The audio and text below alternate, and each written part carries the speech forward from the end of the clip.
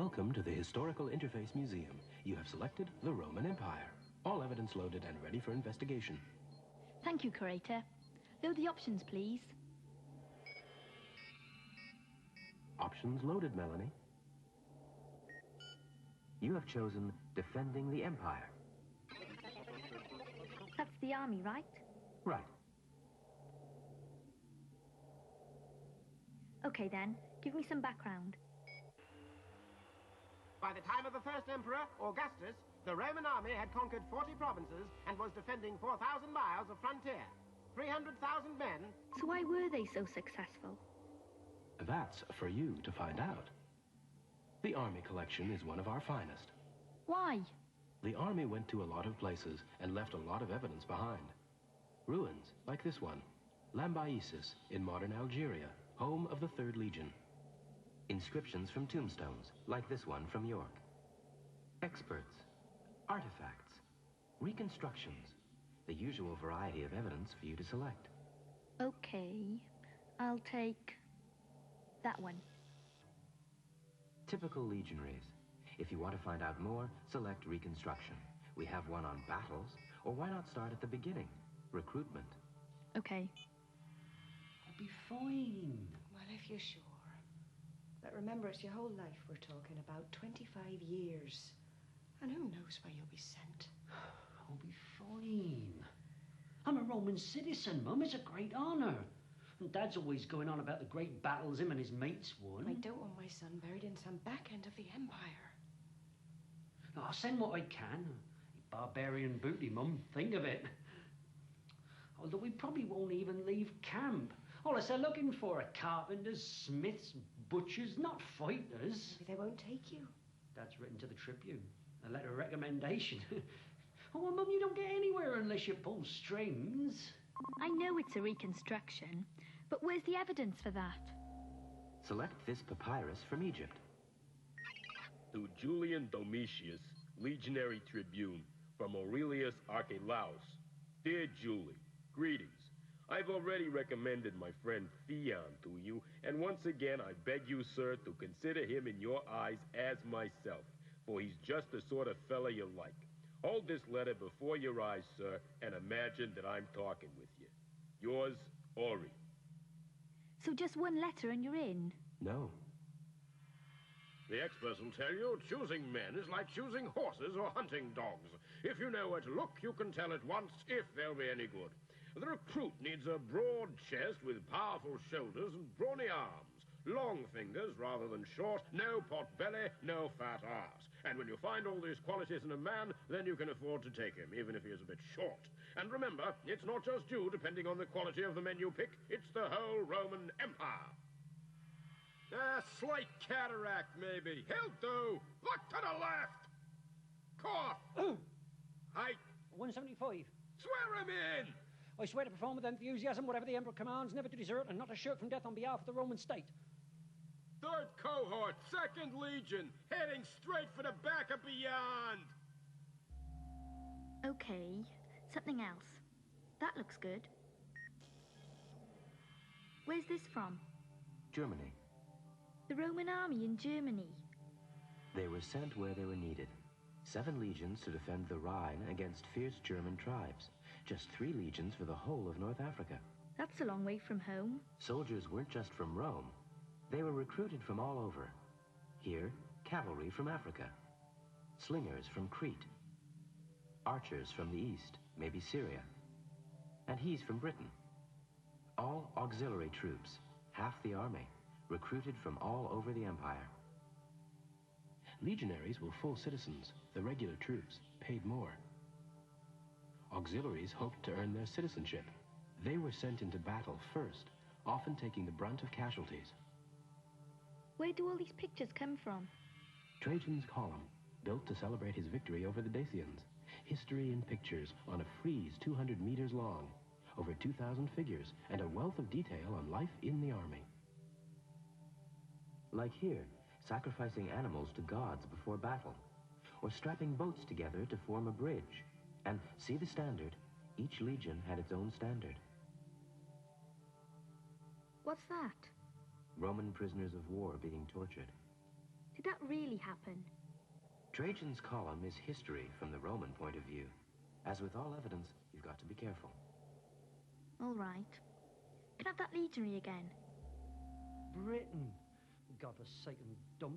I was looking for a nice cushy number, nice garrison town, big stone walls, local girls. But as soon as we arrived, there is trouble up north, and we is marched off, the whole legion.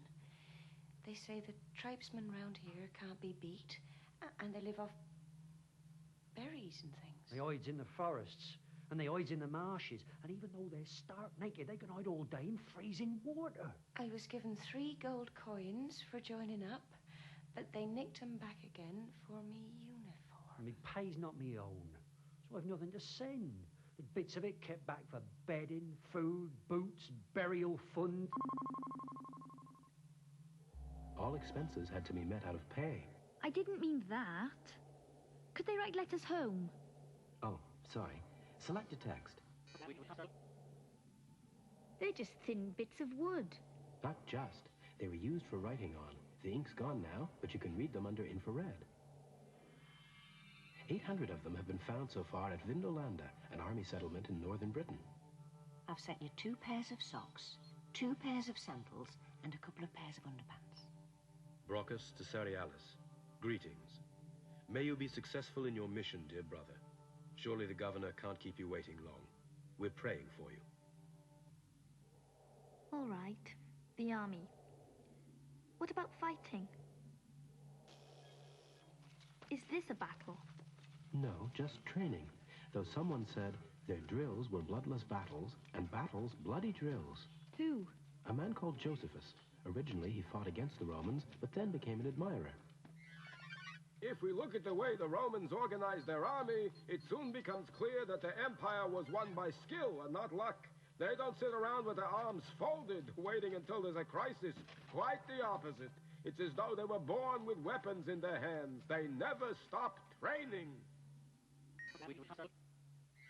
The first thing soldiers are taught is the military step, which can only be learnt through constant practice.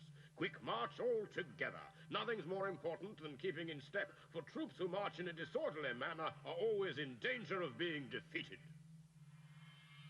20 miles at least once a week, in full gear, like pack mules, and then back to camp for arms drill. And if you get it wrong, they cut your rations, barley instead of wheat. Sounds like they had it really hard. Training's tough in all armies. Centurions even carried vine rods, which gave them the right to flog their men. Did they really beat them like that?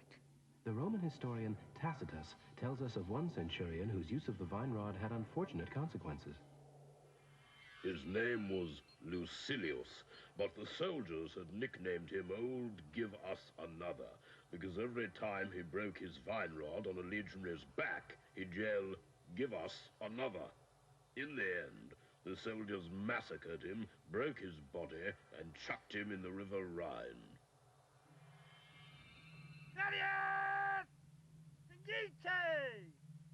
After sword training came formation drill, side by side, keeping the ranks secure. The testudo, or tortoise, used to storm defenses.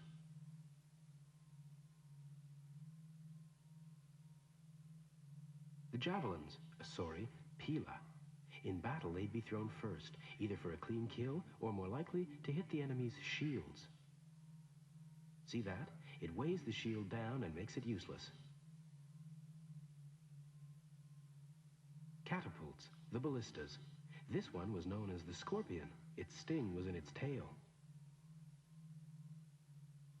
Who are these people? Legionaries, 1st century AD. No. Who are they really? Actors or what? Not actors. You could call them living historians. By acting out the past, they hope to understand it better. Yakite!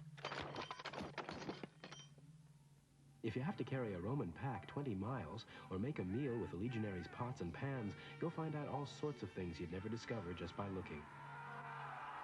Whoa, whoa, whoa, boy. Oh. But how do they know it's accurate? Select artifacts.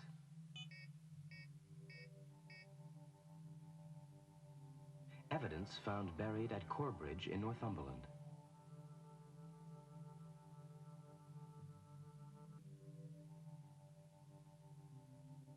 A bronze eye guard for a horse. Selections of plate armor, all corroded.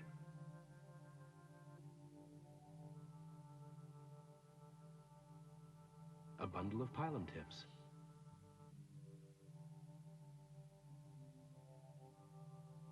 A cheek piece off a cavalryman's helmet. Okay, what's next? Now they're fully trained, might I suggest a battle?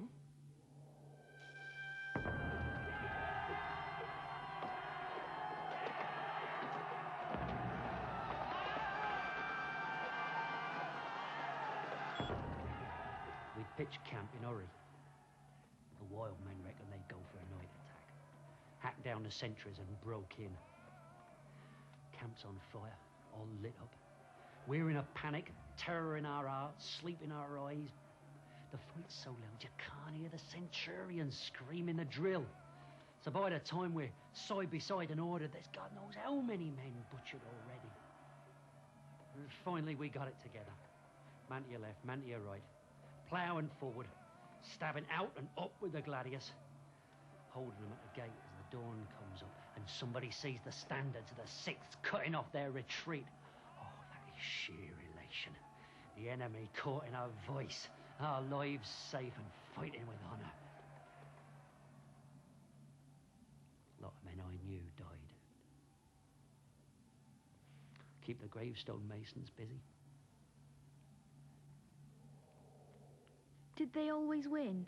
No. Under Augustus, 3 whole legions, 15,000 men, were wiped out by German tribes. Why? Look at the conditions. The Romans fought at their best on open ground. They needed space to maneuver. But generally, they came out best. They were better trained, better disciplined, brilliant planners. What's that thing? It's the head of a hammer. Well, what's it doing in the army collection? There was more to army life than fighting. Select the text. Whatever enemy country they may invade, the Romans don't engage in battle before fortifying their camp. And it's constructed in no time at all. There are so many skilled workmen to do the job. If a camp is properly built, the men spend their days and nights safe and sound inside the ramparts. Even if the enemy is besieging them, it's as if they carry around a fortified city with them wherever they go. That's a modern road. But it runs along a route first laid down by the legions. Good straight roads meant the army could move fast to trouble spots. The Romans built over 70,000 miles of road, all to the same design. Once you've invaded somewhere, what better way to keep the peace than by Romanizing the locals? So the legions set to work, building aqueducts, bridges, temples, theaters, baths, libraries. What's this? Hadrian's Wall, their most spectacular achievement. 80 miles long, from Carlisle to Newcastle. It was a tourist attraction even then.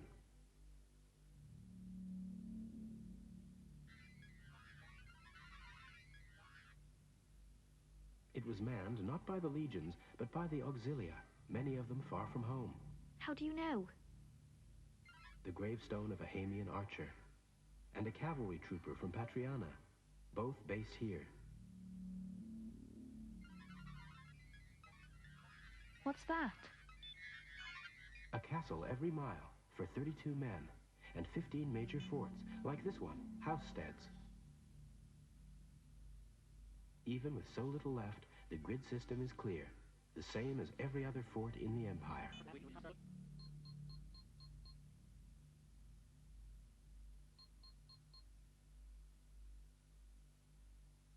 What's that over there? The barracks where the soldiers would have lived. Centurions had a room of their own at the end of each block. The granary with a raised floor to keep the grain dry. The Principia, or company headquarters.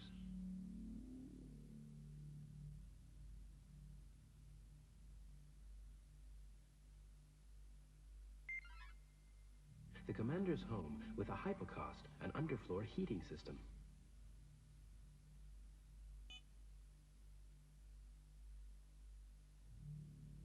Civilian settlements outside the south gate.